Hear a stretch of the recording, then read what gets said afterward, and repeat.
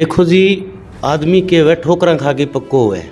शुरू में जब मैंने ये काम चालू किया था तो मैं किसी चीज़ से व्यथित था। मनरेगा के अंदर मेरी मदर काम करती थी, उसके अंदर ग्राम सचिव और सरपंच ने क्या किया था, माँ के साथ दुर्व्यवहार किया। उससे व्यथित होकर माँ को मैंने घर बिठा दिया और उनके जो काले कारनामे थे वो हमने निकालने की सोची। तो सूचना के अधिकार को अपना हथियार बनाया।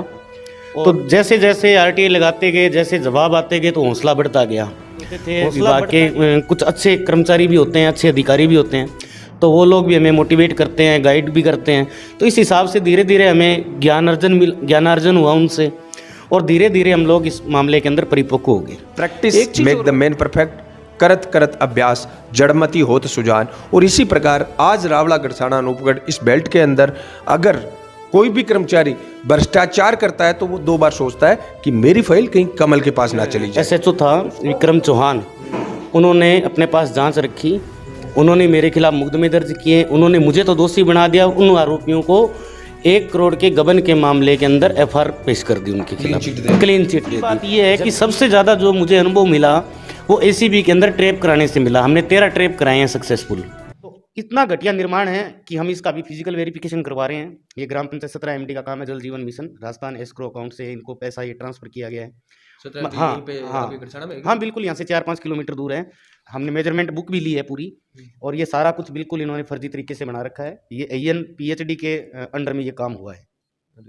तो इसके अंदर कौन कौन अधिकारी मतलब लिप्त है इसमें एक्शन PhD, AN PhD और पंचायत समिति के जो विकास अधिकारी हैं, सहायक अभियंता है, JN है, JTO जिसको बोलते हैं अपने, ग्राम विकास अधिकारी, सरपंच हैं, ये सारे लोग। हाँ, ये सारे लोग इसमें शामिल हैं। यहाँ 10 से 15 लाख रुपए का काम हुआ है। 1 करोड़ 61 लाख रुपए का ये वर्क टेंडर जारी। नमस्कार साथियों, मैं हरि बेनीवाल किसान जागृति मंच के एक और वीडियो में आपका स्वागत करता हूं। साथियों, किसान जागृति मंच हमारे क्षेत्र में अलग अलग हिस्सों में, अलग अलग भूमिकाओं में जो लोग सच के साथ लड़ते हैं, उन लोगों को मोटिवेट रखता है। उन लोगों को संघर्ष से किस प्रकार से जूझना है, लड़ना है, इसके लिए हम जितना हो सकते हैं उतना प्रयास करते हैं। इसी कड़ी के अंदर जब मैं रावला गढ़साना यहाँ के दौरे पर था तो बहुत बार मेरे को एक नाम अक्सर सुनाई देता था, कमल मारवाल। RTI कार्यकर्ता है, और आज के ज़माने में RTI कार्यकर्ता के लिए किस किस प्रकार के शब्दों का प्रयोग किया जाता है भ्रष्टाचारियों द्वारा, स्वार्थी लोगों द्वारा, आप और हम उन चीज़ों से अनजान नहीं हैं। आज RTI कार्यकर्ता हमारी इस व्यवस्था को पारदर्शी बनाने के लिए, स्वच्छ बनाने के लिए और वास्तविक अर्थों में जनहितैषी बनाने के लिए काम करने वाले लोग होते हैं।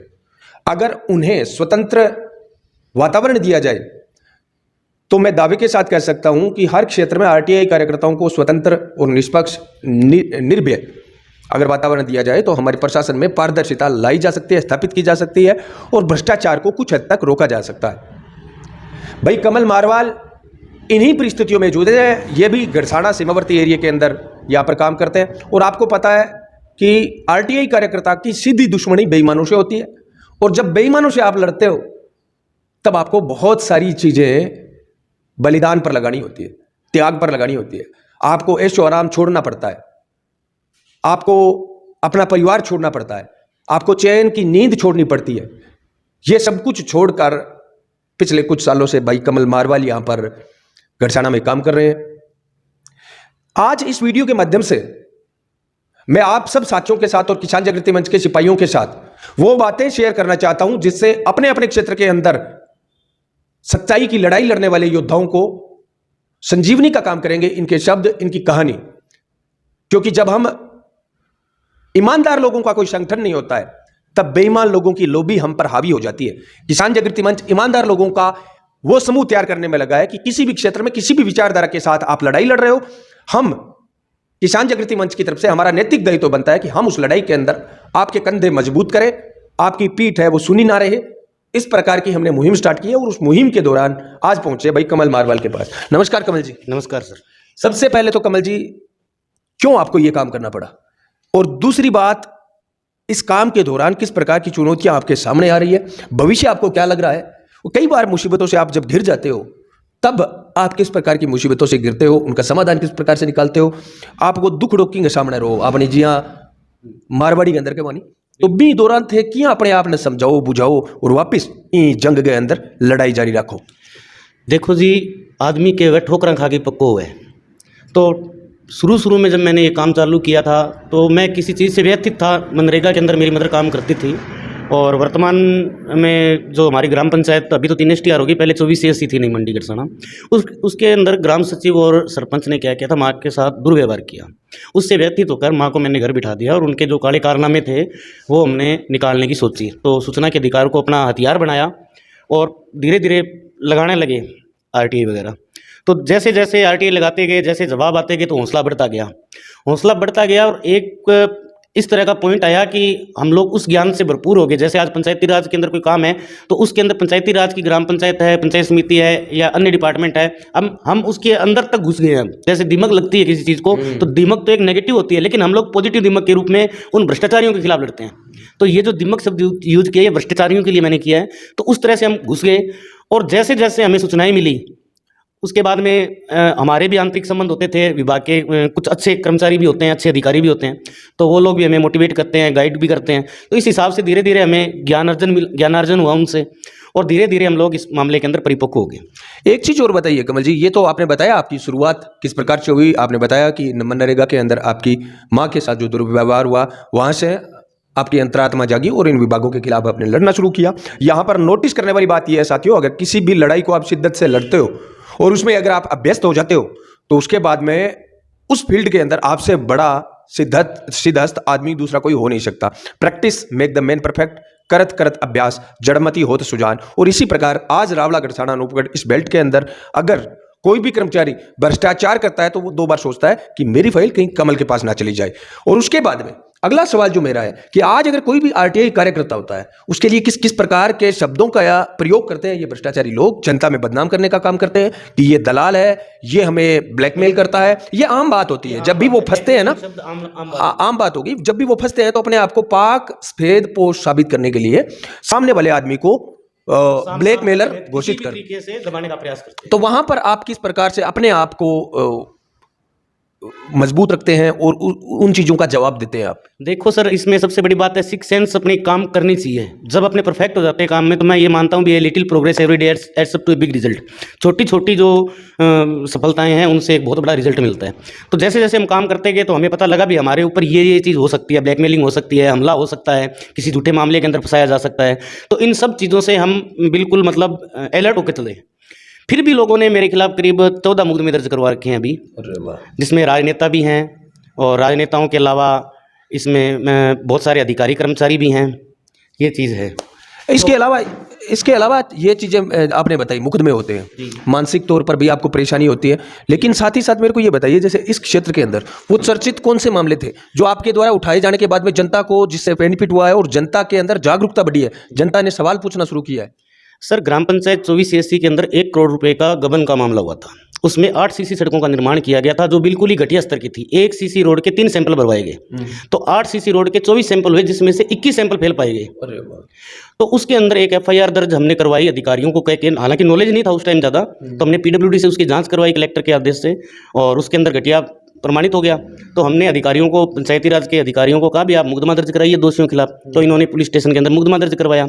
लेकिन मुझे पता था भी पुलिस अन्याय करती है, ये आम बात है, और पुलिस सेटिंग भी करती है आरोपियों से। तो हमें पता था भी इस मामले में FIR पेश होगी। तो उसी प्रकरण को मैंने ACD के अंदर भेजा। ठीक है, वहाँ भी प्रकरण दर्ज हुआ, वो अभी विचाराधीन है, उसके ऊपर गिरफ्तारी पे स्टे आ रखा है दोषियों के खिलाफ। और यहाँ जो प्रकरण चल रहा था पुलिस स्टेशन के अंदर, उसके अंदर FIR लगी थी। वो FIR जो तत्कालीन SHO था विक्रम चौहान, उन्होंने अपने पास जांच रखी, उन्होंने मेरे खिलाफ मुकदमे दर्ज किए, उन्होंने मुझे तो दोषी बना दिया। उन आरोपियों को 1 करोड़ के गबन के मामले के अंदर FIR पेश कर दी, उनके खिलाफ क्लीन चिट दे दी। जबकि जब पंचायती राज विभाग ने जांच कर ली, कलेक्टर के आदेश से PWD ने प्रयोगशाला जांच कर ली, तो पुलिस को तो जांच करने का अधिकार था ही नहीं, क्योंकि जांच तो ऑलरेडी टेक्निकल रूप से हो रखी थी और उसमें प्रमाणित हो गया था। तो हमने भी वो मुकदमा वहाँ दर्ज करवाया। एक चीज बीच के अंदर कमल जी मैं रोकना चाहूंगा कि भ्रष्टाचार जब इस स्तर पर होता है, क्या विक्रम चौहान को इतनी अकल नहीं थी, बुद्धि नहीं थी कि ऊपर से जब डिपार्टमेंटल वाइज जांचें हो चुकी है, इन्वेस्टिगेशन हो चुका है और प्रथम दृष्टि के अंदर भ्रष्टाचार वहां पर दिखाई दे रहा है, अंधे आदमी को दिखाई दे रहा है, इनको इतना भरोसा हो गया कि चाहे कोई भी RTI कार्यकर्ता हो या कोई भी क्यों ना हो, हमें अगर बचाना है किसी को तो हम बचा सकते हैं। इतना इनको कॉन्फिडेंस कहां से आता है? सर, जब आदमी जिस रास्ते के ऊपर चलना शुरू कर देता है, जैसे मान लो आज आरटीआई के रास्ते पे हम चल रहे हैं, तो हमारे अंदर भी कॉन्फिडेंस होता है, लेकिन सकारात्मक रूप से होता है। इन लोगों को नकारात्मकता के अंदर सर्विस में आते हैं, जब कोई जनता नहीं बोलती है तो इनके हौसले बढ़ते हैं। और कोई भी अधिकारी किसी भी एसएचओ से या एसआई स्तर से लेके ऊपर के जो पुलिस के अधिकारी हैं, उनसे दुश्मनी नहीं लेना चाहता और उनके खिलाफ नहीं बोलता, जिनसे इन लोगों को संरक्षण मिलता है, भ्रष्टाचार को बढ़ावा मिलता है। तो जैसे हम लोग पॉजिटिविटी के अंदर मजबूत होते हैं, वैसे ही ये नेगेटिविटी के अंदर प्रमोट होते हैं। यहां पर एक चीज कमल भाई ने जो कही, मैं सभी साथियों से चाहता हूं गौर फरमाए। आपकी खामोशी भ्रष्टाचारियों की बुलंदी तय करती है और आपके सवाल भ्रष्टाचारियों के पैर कांपने शुरू हो जाते हैं अगर आप सवाल करना शुरू कर देते हैं। सिर्फ और सिर्फ जनता के अंदर, पब्लिक के अंदर अवेयरनेस अगर आप किसी राजनीतिक पार्टी में हैं तो कर सकते हैं, आप अगर सर्विस कर रहे हैं तो कर सकते हैं, आप अगर कोई अपना खुद का काम कर रहे हैं तो अवेयरनेस का काम कर सकते हैं। इस कड़ी के अंदर आरटीआई कार्यकर्ताओं की, मैं सब आरटीआई कार्यकर्ताओं की जो है वो गारंटी नहीं लेता, बहुत सारे लोग ऐसा करते भी होंगे कि ब्लैकमेलिंग का या कुछ और, सब लोग एक जैसे नहीं होते हैं। लेकिन मैं आप सबको इतना ही कहना चाहता हूं, लोकतंत्र के अंदर विशेषकर 2005 सूचना का अधिकार आने के बाद में आरटीआई कार्यकर्ता कोई भी है, हमें पहली नजर में उसकी सहायता करनी चाहिए। उसे लोकतंत्र के प्रहरी के रूप में, जिस प्रकार से मीडिया को चौथा स्तंभ कहा जाता है, मैं आरटीआई कार्यकर्ताओं को फिफ्थ पिलर कहता हूं, लोकतंत्र को बचाने के लिए और लोकतंत्र को पारदर्शी बनाने के लिए। यहां पर जो आपने 2-4 मामलों की बात की थी, कोई 2-4 और चर्चित ऐसे मामले जिनके कारण आपको व्यक्तिगत पारिवारिक परेशानियों का सामना झेलना पड़ा? मेरे सर ये एक ही प्रकरण था बड़ा, तो हालांकि वैसे बहुत सारे प्रकरण हमने उजागर किए हैं, लेकिन ये जो प्रकरण था इसके अंदर मैं चोरी से का 1 करोड़ का गबन का मामला, इसके अंदर मेरे खिलाफ 3 मुकदमे दर्ज हुए, दुर्व्यवहार के, सरपंच के साथ छेड़खानी के और ब्लैकमेलिंग के। हालांकि सारे विचाराधीन है, कईयों में एफआईआर लगी है, कई में स्टे चल रहा है। उसमें मुझे पता है कि मैं पाक साफ हूँ, क्योंकि मैंने ऐसा कोई कृत्य नहीं किया। इसके अलावा मेरे ऊपर 1-2 बार हमले भी हुए हैं, गाली गलौज भी हुए हैं, कुछ हमलावर आए भी थे अभी कुछ ही कोई 3 महीने पहले।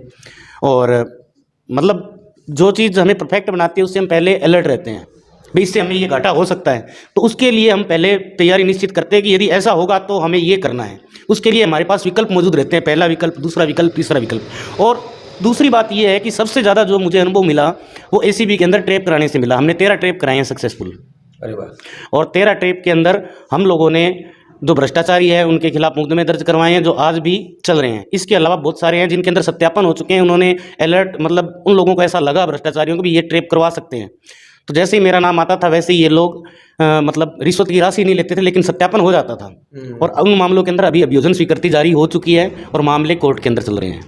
कल भाई का एग्जाम है, लेट हो रहे थे और हम भी थोड़े लेट पहुंचे थे, लेकिन हम जैसा कि हर वीडियो के अंदर प्रशासन के लिए भी कुछ हदें, कुछ चेतावनियां, कुछ सुझाव देते हैं, उसी प्रकार इस वीडियो के अंदर किसान जागृति मंच की तरफ से प्रशासन को स्पष्ट तौर पर यह संदेश देना चाहते हैं कि किसान जागृति मंच अपनी लड़ाई लड़ता रहेगा, कमल मारवाल अपनी लड़ाई लड़ता रहेगा, लेकिन अगर कोई भी प्रशासनिक अधिकारी या कोई भी प्रशासनिक विभाग ईमानदारी से काम करने वाले कमल मारवाल जैसे किसी भी आरटीआई कार्यकर्ता को गलत या साजिशन तौर पर फंसाने का प्रयास करते हैं, तो किसान जागृति मंच अपने पूरे संगठन के साथ इस प्रकार के योद्धाओं के लिए आपको तैयार खड़ा मिलेगा, लड़ता हुआ मिलेगा। और कमल जी, आप बेझिझक कभी भी इस लोकतंत्र के पर्व में जिस प्रकार से मतदान बहुत बड़ा महत्व रखता है, उसी प्रकार आप जैसे लोगों की आहुतियां, आप जैसे लोगों की क्रियाएं लोकतंत्र को मजबूत करने के लिए बहुत बड़ा योगदान रखती है। तो भविष्य में कभी भी आपको ऐसा लगे कि मुझे परिवार के किसी ऐसे सदस्य की जरूरत है जो मुझे इन विपत्तियों से निकाल सके, मुझे पता है भगवान ना करे आपको किसी भी प्रकार की कोई संकट आए, लेकिन भविष्य में आपको लगा कि मैं अकेला हूं यार, मुझे इधर नहीं दिखाई दे रहा, इधर नहीं दिखाई दे रहा, आप भाई को बेझिझक याद कीजिए। किसान जागृति मंच के आप एक सिपाही के तौर पर लड़ रहे हैं, हम आज के बाद में आपको एक योद्धा मान रहे हैं। तो ये कहना चाहते हैं कि कभी भी भविष्य में आपको लगे। और दूसरी बात, किसान जागृति मंच के सारे सिपाहियों से इतना और कहना चाहता हूं, आप भी आपके फील्ड के अंदर अगर आप चाहते हैं कि सूचना के अधिकार के तहत किस प्रकार से आप लोगों को, भ्रष्टाचारियों को घेर सकते हैं, उनकी करतूतों को कम कर सकते हैं, तो भाई कमल मारवाल के कॉन्टैक्ट नंबर मैं नीचे दे दूंगा। आप किसी भी प्रकार की जानकारी भाई कमल मारवाल से लेना चाहते हैं वो भी मैं दे दूंगा। युवा साथियों के लिए, पढ़े लिखे भाइयों के लिए आप क्या कहना चाहेंगे अंत में? मैं यही कहना चाहूँगा हरी जी कि हम लोग संगठित होकर और आरटीआई की गोष्ठियां आयोजित करें, उनको प्रशिक्षण दें। जो भी काम किसान जागृति मंच के युवा साथी कर रहे हैं उनके अंदर एक ये एडवेंचर रहेगा भी हम उनको आरटीआई का प्रशिक्षण भी दें, ताकि वो अपने कम से कम दूसरों के मामले नहीं तो खुद, कम से कम जो खुद के मामले उनका निस्तारण वो करवा सकें। तो जितने भी मेंबर्स हैं, 8,000 है, 10,000 है, 50,000 है किसान जागृति मंच के हमारे, उन सभी से यही निवेदन करूंगा कि आप एक बार हरी भाई साहब जहाँ भी अपने को बैठ के और कोई सम्मेलन करते हैं तो उसके अंदर जो महत्वपूर्ण चीज़ होती है आरटीआई की, तो वो भी हम लोग उसमें प्रशिक्षण भी करे रखेंगे। और सभी आप अपने यदि बच्चों को भविष्य में कामयाब करना चाहते हैं, अपने परिवार को कामयाब देखना चाहते हैं आने वाले समय में, तो आरटीआई का प्रशिक्षण होना बहुत जरूरी है। अदरवाइज एलएलबी हो तो और भी अच्छी बात है, लेकिन आरटीआई एक अलग चीज़ है जिसमें प्रमाणित दस्तावेज लेते हैं हम, और हमारा काम क्यों नहीं हुआ। यदि आप कागज लिखोगे, कागज चलाओगे, तो कागज अपना रिजल्ट देगा। देर हो सकती है लेकिन अंधेर नहीं हो सकती, और कागज वही मिलेगा जो प्रमाणित होगा। बहुत अच्छी बात कही है। और जो सुझाव दिया भाई कमल मारवाल ने, आरटीआई एक्टिविस्ट किस प्रकार से काम कर सकते हैं, प्रयोगशालाएं, किसान जागृति मंच की तरफ से भाई कमल हम आपको आश्वस्त करते हैं शीघ्र ही हम प्लानिंग कर रहे हैं जिलेवार किस प्रकार से, तहसीलवार किस प्रकार से कार्यशालाएं आयोजित कर सकते हैं। और किसान जागृति मंच के सारे सिपाही जो इंटरेस्टेड है, इच्छुक है कि हमें आरटीआई के अंदर किस प्रकार से काम किया जा सकता है, आप अगर ट्रेनिंग लेने के इच्छुक है तो शीघ्र ही हम किसान जागृति मंच का एक कैलेंडर जारी करेंगे तहसील वाइज, और प्रत्येक तहसील में हम कार्यशालाओं का आयोजन करेंगे। और आप जैसे जो इस फील्ड के अंदर लोग हैं, एक्सपर्ट हैं, वो उन बच्चों को प्रशिक्षण देंगे, उन बच्चों को सिखाएंगे कि भविष्य में हम वृहद स्तर पर किस प्रकार से इस लड़ाई को लड़ें, ताकि ईमानदार लोगों का एक ऐसा संगठन खड़ा हो कि बेईमान कोई भी बेईमानी करने से पहले 5 बार 100 बार सोचे कि कहीं यहां पर कोई किसान जागृति मंच का सिपाही तो नहीं है। एक और हरि भाई साहब मैं ये कहना चाहूँगा भी, राजस्थान सरकार को भी हम पत्राचार कर रहे हैं अभी भी 8वीं क्लास के बाद में, यानी 9th क्लास से लेके 12वीं तक सूचना के अधिकार के जो लेसन्स हैं वो भी स्कूलों के अंदर पढ़ाए जाएं, उनको भी प्रशिक्षित किया जाए, ताकि आने वाले समय में जो स्टूडेंट होंगे या जो भावी नागरिक होंगे देश के, वो अपनी समस्याओं का निस्तारण खुद कर सके, और उससे क्या पारदर्शिता कायम रहेगी।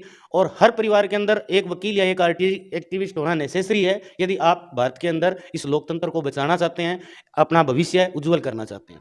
ये जो बात कही है भाई ने, क्योंकि साथियों मैं हमेशा कहता हूं योजनाओं का जाल है हमारे देश में, आम पब्लिक के लिए, हर वर्ग को फायदे के लिए बहुत सारी योजनाएं बनी हुई है, लेकिन उन योजनाओं का आप लाभ कैसे उठाओगे, इस प्रकार की कार्यशालाएं ना सरकारें करती है ना संस्थाएं करती है, जिसके कारण आम आदमी योजनाओं का फायदा नहीं उठा पाता है। कुछ उदाहरण देंगे कमल भाई, वो भी हम देखना चाहेंगे। हाँ कमल भाई, अभी एक सरकार ने जल जीवन मिशन चलाया, तो उसमें एक ग्राम पंचायत है, उसके अंदर एक्चुअल के अंदर 1,61,81,216 रुपए का टेंडर हुआ है, और वहां काम 10 लाख का भी नहीं हुआ, और ये काम पूरा हो चुका है। ये दस्तावेज मेरे पास मौजूद है, उनके सत्यापित दस्तावेज हैं, ये आपके सामने है बिल्कुल। और किस किस चीज़ के हैं इसमें, फर्जी एमबी लगा रखी है, मेजरमेंट जो बुक होती है और ये 1 साल के अंदर इसके अंदर पूरा किया जाना था काम को, लेकिन आज तक ये काम पूरा नहीं हुआ, इसको 1.5 साल से ज़्यादा हो चुका है।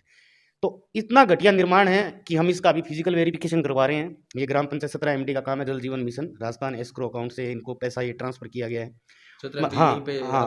हाँ बिल्कुल, यहाँ से 4-5 किलोमीटर दूर है।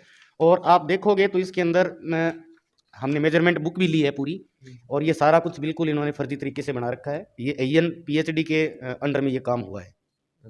तो इसके अंदर कौन कौन अधिकारी मतलब लिप्त है इसमें एक्शन PhD, AN PhD, और पंचायत समिति के जो विकास अधिकारी हैं, सहायक अभियंता है, JN है, JTO जिसको बोलते हैं अपने, ग्राम विकास अधिकारी, सरपंच है, हाँ ये सारे लोग इसमें शामिल हैं। यहाँ 10 से 15 लाख रुपए का काम हुआ है, 1,61,00,000 रुपए का ये वर्क टेंडर जारी हुआ है सर, ये आपके सामने काम कंप्लीट हो गया? ये वाटर वर्क्स का काम है। हाँ जी, मतलब काम सारे इसमें हाँ लगभग चल रहा है, लेकिन वो बिल्कुल घटिया बस लिपापोती की जा रही है। अच्छा, ये 9 महीने के अंदर काम करना था, जिसको 1 साल से ज्यादा हो रखा है। 4/4/2022 को ये वर्क ऑर्डर ऐसा कोई दिखा रहा है कितने रुपए इन लोगों ने उठा लिए? हाँ, ये जो MB सर दे रखी है ना, इन्होंने, ये MB है, मेजरमेंट बुक होती है, माप पुस्तिका, इसके अंदर टोटल पैसा दिया हुआ है, कितने का बिल पास हुआ है, कितने का नहीं हुआ है, ये सारी टोटल बजट का कितना उठा लिया इन्होंने सर 70% से वो उठा लिया है, थोड़ा बहुत काम पेंडिंग रहा है, और काम हुआ भी नहीं है कुछ। ये छोटे उदाहरण है, ये छोटे उदाहरण है पंचायतों के, और ये छोटे भाई कमल मारवाल ने जो उदाहरण दिए हैं, ये आप जैसे हमारे जैसे जागरूक साथियों को बहुत ज्यादा सोचना चाहिए कि हमारे गाँव में आज जो काम चल रहे हैं, हम कितने मूर्ख हैं कि हम देश की सबसे मजबूत इकाई ग्राम पंचायत का हिस्सा होने के बावजूद हमें पता नहीं है ग्राम सभाओं का आयोजन कब हो रहा है। वार्ड पंच से कार्रवाई रजिस्टर पर साल के पहले के हस्ताक्षर ले लिए जाते हैं। वार्ड पंचों को पता नहीं है कि आपके कार्रवाई रजिस्टर में किस प्रकार की कार्रवाई चल रही है, जनता को पता नहीं है। तो आरटीआई एक्टिविस्ट, मैं ये कहता हूं, जिस प्रकार से भाई ने कहा कि हर परिवार में एक वकील या आरटीआई कार्यकर्ता होना चाहिए, मैं तो ये कहता हूं एक वार्ड में एक हो जाए ना, काफी है। मैं आसपास के एरिया में जब भी किसी आरटीआई कार्यकर्ता, ईमानदार आरटीआई कार्यकर्ता का नाम देखता हूं तो कमल भाई के अलावा कोई नाम नहीं दिखाई देता है। अगर ऐसे हो तो लड़ाई को और मजबूती से लड़ा जा सकता है। इस वीडियो के माध्यम से इतना और कहना चाहते हैं, कोई भी एक आदमी आरटीआई कार्यकर्ता है, उसे लगता है कि वो ईमानदारी से काम कर रहा है, तो प्रशासन उसे परेशान करने का काम कर रहे हैं, तब भी आप 8058898058 किसान जागृति मंच के व्हाट्सएप नंबर पर हमसे संपर्क कर सकते हैं। हम हमारे सामर्थ्य अनुसार आपको संबल देने का काम करेंगे, हमारा संगठन आपको संबल देने का काम करेगा। कुछ और कहना चाहेंगे भाई साहब? इसके अलावा सर हमने अनूपगढ़ से बीकानेर रेल लाइन का हमने हाईकोर्ट के अंदर अभी लगाया है याचिका, जो पेंडिंग है, और मार्च के अंदर शायद उसका लिस्ट हो जाए केस। तो उसके बाद में वो भी हम प्रयास कर रहे हैं, वो भी अकेले खुद के दम पे ही कर रहे हैं क्योंकि जन सहयोग नहीं मिल रहा। और किसान जागृति मंच से मेरे को इसमें, क्योंकि मेरे को बड़ा अजीब लगा ये मामला जो है, ये थोड़ा सा उदाहरण के तौर पर आप समझाने का प्रयास करें। ये सर मंडी विकास समिति का मामला है। ये जो जितनी भी मंडियां हैं 682 आरडी तक की, आईजीएनपी प्रथम चरण की 7 मंडियां थी, अभी पेंडिंग है। बाकी जो जहां नगर पालिका बन गई, कौन कौन सी में से 7 मंडियां नाम ले सकते हैं? ये अभी अनूपगढ़ है, खजुवाड़ा है, लूनकंसर है, बज्जू है, दंदौर है, रावड़ा मंडी है, गड़साना है। अब अनूपगढ़ तो जैसे नगर पालिका बनी हुई है, तो जो मंडी समिति की भूमियां थी वो नगर पालिकाओं को हैंडओवर होगी, और जहां जो आदमी बैठा था उसका वहीं नगर पालिका ने नियमन कर दिया। अब बातें आई कि जहां नगर पालिका नहीं है वहां ग्राम पंचायत है, स्थानीय निकाय है, तो स्थानीय निकाय के रूप में ग्राम पंचायत को हैंडओवर करने के आदेश 2002 को जारी हो चुके हैं, जिसके अंदर गड़साना कस्बा पूरा ही है मंडी की, और रावड़ा मंडी है जिसमें कच्ची बस्ती के नाम से जानते हैं, जहाँ पट्टे नहीं बनते, आवासीय पट्टे जारी नहीं हो सकते क्योंकि ये मंडी समिति के अंडर में है, उनके अधीन है। अभी ये ग्राम पंचायत को यदि जारी कर देते हैं तो ये आबादी भूमि बन जाएगी, और आबादी भूमि यदि बन जाती है तो आवासीय पट्टे इसमें जारी हो जाएंगे, तो लोगों को बेनिफिट मिलेगा। एक उनका रहने का पक्का प्रमाण हो जाएगा उनके पास भी, हम इस जगह रहते हैं, हमारा आवासीय भूमि का पट्टा ये है, जिसके ऊपर वो अपना ऋण लेके कोई रोजगार चलाना चाहे, अपना मकान। तो अभी ऋण वो भूमि किस प्रकार के लोगों के पास है? वो अभी गरीब तबके के लोगों के पास है जो दिहाड़ी मजदूरी कर रहे हैं। कहने का मतलब आप चाहते हो कि जो कृषि उपज मंडी की तरफ से नगर पालिकाओं को, ग्राम पंचायतों को जो भूमि दी गई थी, वो भूमि आम आदमी के आवासन हेतु स्थानांतरित की जाए, आप ये मांग करते हो? नहीं, मांग नहीं कर रहा है, इसके आदेश हो रखे हैं। अच्छा, इसके आदेश 2002 से हो रखे हैं, लेकिन उसकी पालना नहीं हो रही है। पालना नहीं हो रही है। ये देखिए इसके अंदर आदेश है, ये रहा। ये तो बहुत बड़ी बात बताई आपने। जी बिल्कुल, और इसी का फायदा ये जो धन्ना सेठ हो रहे हैं वो उठा रहे हैं। अभी इसमें एक आदेश है 2002 का, आपको दिखाता हूँ सर मैं।